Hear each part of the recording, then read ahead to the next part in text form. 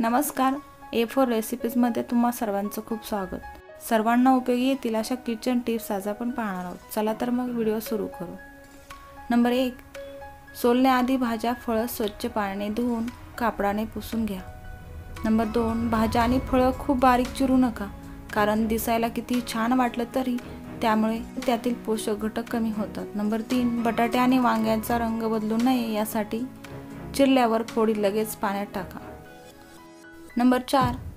डोसे करताना पिठात थोडेसे साबुदाण्याचे पीठ घालावे, त्याने डोसे कुरकुरीत होतात. नंबर 5.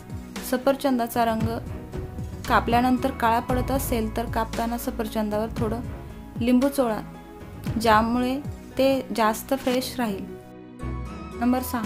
गोड पदार्थांसाठी बदाम चिरून टाकायचे असतील तर आधी ते पाण्यात भिजत ठेवा, ज्यामुळे ते सोलणे आणि चिरणे सोपे जाईल. नंबर 7. लाकडी चॉपिंग बोर्ड वापरल्यास फळं आणि भाज्या चिरताना चाकूची धार कमी होत नाही. नंबर 8. सुका मेवा चॉप करताना तो काही तास फ्रीजमध्ये ठेवा आणि चाकू गरम पाण्याने धुवून घ्या. नंबर 9. टोमॅटो चिरल्यावर त्याचा देठ आणि आतील बिया बाजूला करा. नंबर 10. बटाटे जास्त प्रमाणात उकडले असतील तर फ्रीजमध्ये ठेवून नंतर सँडविच, पराठा, पॅटीस, टिक्कीसाठी वापरता येतात. नंबर 11. डाळ जास्त प्रमाणात शिजवली असेल तर ती दुसऱ्या दिवशी पराठ्यांचे पीठ मळताना त्यात टाका. पराठे अधिक पौष्टिक होतील. नंबर 12. पोळ्यांचे कणिक, थालीपीठ, भिजवलेले पीठ, थेपल्यांची कणिक मळताना तुम्ही त्याच्यात उरलेले ताक मिसळू शकता, त्यामुळे पोळ्या, पराठे मऊ होतात. नंबर 13. स्वयंपाक करताना जळलेली भांडी साफ करण्यासाठी त्यात अर्धा चमचा रांगोळी आणि अर्धा चमचा कोणतेही डिटर्जंट पावडर टाकून भांडी घासा, स्वच्छ होतील.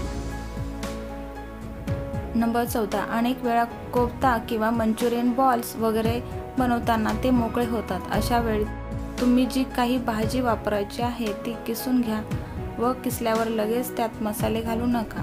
त्याऐवजी त्यात मीठ घालून 15 मिनिटे ठेवा. यानंतर भाजीमध्ये पाणी येईल आणि जे पाणी असेल ते गाळून घ्या आणि नंतर कोफ्ते बनवा. नंबर 15. तूर डाळ उन्हात वाळू नये, रवा भाजून ठेवल्यास आळी होत नाही. नंबर 16. भगर फ्रीजमध्येच ठेवावी, त्याचबरोबर खसखस फ्रीजमध्येच ठेवावी. नंबर 17. बेकिंग सोडा वापरून झाला की लगेच फ्रीजमध्ये ठेवावा, पदार्थ छान फुलून येतो. नंबर 18. ज्यांना तेल कमी खायचे आहे अशांनी पदार्थ न तळता ते कमी तेलात भाजून खावे. उदाहरणार्थ पॅटीस, वडे हे नॉनस्टिक तव्यावर थोडेसे तेलावर भाजून घ्यावे. वडा, सांबार, बटाटा वडा हे पदार्थ आप्पे पात्रात शिजून घ्यावे. रस्सम सोबत खावे. पातळ पदार्थ खाल्ले की पोटभर खाल्ल्याचा फील येतो. नंबर 19. हळद पावडर घरी तयार केलेलीच वापरावी, कारण हळदीमध्ये खूप औषधी गुणधर्म आहेत. बाहेरून विकत आणली तर शुद्धतेची खात्री देता येत नाही. नंबर 20. अक्रोडचे वरचे आवरण आणि शेंगदाण्याची साल रोलिंग पिनने सहजपणे काढले जातात. रोलिंग पिनच्या साहाय्याने आपण फक्त अक्रोडच नव्हे तर नारळही सहज फोडू शकतो. यासाठी प्रथम ड्राय फ्रूट्स 2 ते 3 मिनिटं गॅसवर ठेवून भाजून घ्या, जेणेकरून लाटण्याने मारल्यावर साले सहज काढता येतील. आशा करते की या टिप्स तुम्हाला नक्की उपयोगी येतील.